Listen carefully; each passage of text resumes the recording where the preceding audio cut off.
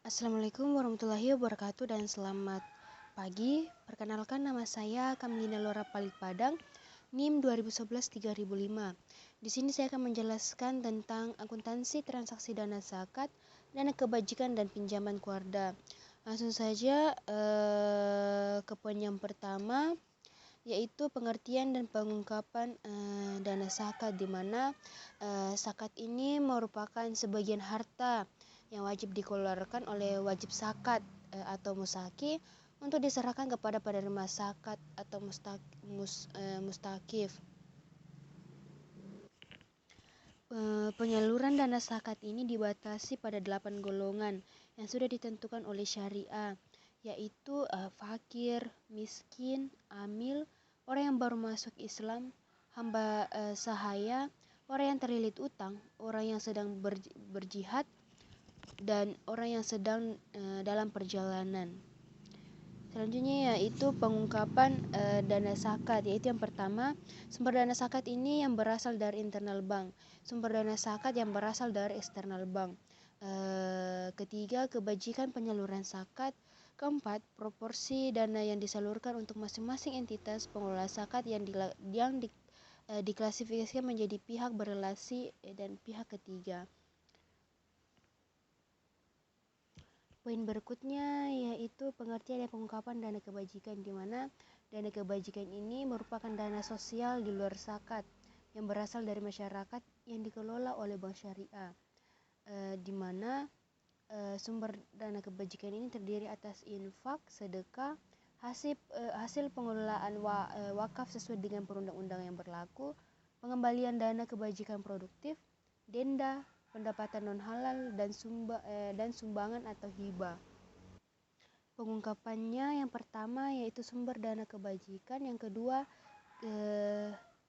kebijakan penyaluran dana kebajikan ini kepada masing-masing penerima. Yang ketiga, proporsi dana yang disalurkan untuk masing-masing penerima dana kebajikan, yaitu pihak yang berelasi dan pihak ketiga. Yang terakhir yaitu alasan terjadinya dan penggunaan atas penerimaan non halal. Poin berikutnya yaitu pengertian pinjaman Kuarda, di mana akad Kuarda ini merupakan akad yang memfasilitasi transaksi peminjaman sejumlah dana tanpa adanya pembebanan bunga atas dana yang dipinjamkan oleh nasabah, di mana transaksi Kuarda ini pada dasarnya merupakan transaksi yang bersifat sosial karena tidak diikuti dengan pengambilan keuntungan dari dana yang dipinjam.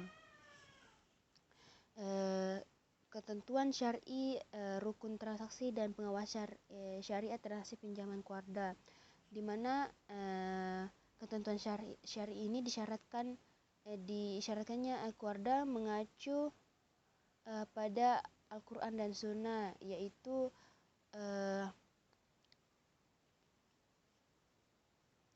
surat Al-Baqarah 245, hadis riwayat Ibnu Hibban, dan hadis riwayat Bukhari.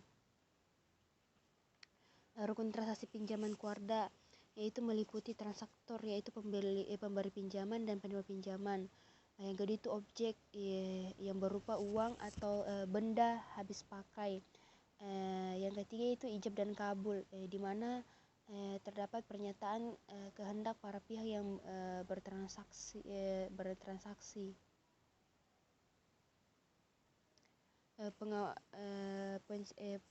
Selanjutnya itu pengawas syar'i transaksi pinjaman Kuarda, yaitu yang pertama meneliti apakah pembiayaan yang diberikan berdasarkan prinsip Kuarda ini tidak dipergunakan untuk kegiatan yang bertentangan dengan prinsip syariah. Yang kedua itu meneliti bahwa nasabah yang terkena sanksi denda adalah nasabah yang lalai, yaitu nasabah yang mempunyai kemampuan serta ekonomi untuk membayar namun sengaja menunda pembayaran. Yang ketiga itu memastikan bahwa bank telah memberikan kelonggaran waktu yang cukup kepada nasabah untuk melunasi kewajibannya dalam hal nasabah tersebut mengalami kesulitan keuangan akibat penurunan usaha. Yang keempat, meneliti apakah pendapatan yang diterima bank dari nasabah atas pengenaan sanksi telah diakui sebagai sumber dana kebajikan.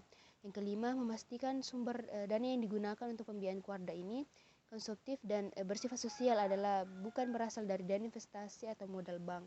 Yang terakhir yaitu memastikan bahwa sumber dana yang digunakan untuk pembiayaan Kuarda dalam rangka dana talang nasabah adalah berasal dari modal bank. Selanjutnya itu alur transaksi pinjaman Kuarda, yaitu yang pertama, Bank Syariah ini melakukan evaluasi dan seleksi terhadap kelayakan nasabah menerima pinjaman Kuarda. Yang kedua itu setelah akad Kuarda disepakati, Bank Syariah ini seluruhnya menyerahkan dana Kuarda ini sesuai dengan yang disepakati. Yang terakhir yaitu nasabah melakukan pengembalian pinjaman Kuarda sebesar yang dipinjam, baik secara langsung keseluruhan maupun secara angsuran. Penyajian pinjaman Kuarda, yaitu yang pertama, pinjaman Kuarda yang bersumber dari interbank dan dana pihak ketiga disajikan pada pos pinjaman Kuarda. Dan cadangan kerugian penurunan nilai pinjaman Kuarda ini disajikan sebagai pos lawan pinjaman Kuarda. Pengungkapannya yaitu yang pertama, rincian jumlah pinjaman Kuarda berdasarkan sumber dana, jenis penggunaan dan sektor ekonomi. Yang kedua, jumlah pinjaman Kuarda ini yang diberikan kepada pihak yang berrelasi.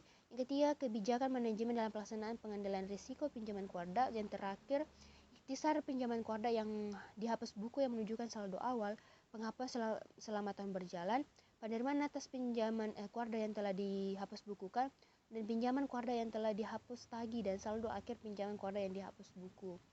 Itulah penjelasan saya dari topik akuntansi transaksi dana zakat dan kebajikan dan pinjaman Kuarda. Sekian dari saya, terima kasih. Assalamualaikum warahmatullahi wabarakatuh dan selamat pagi.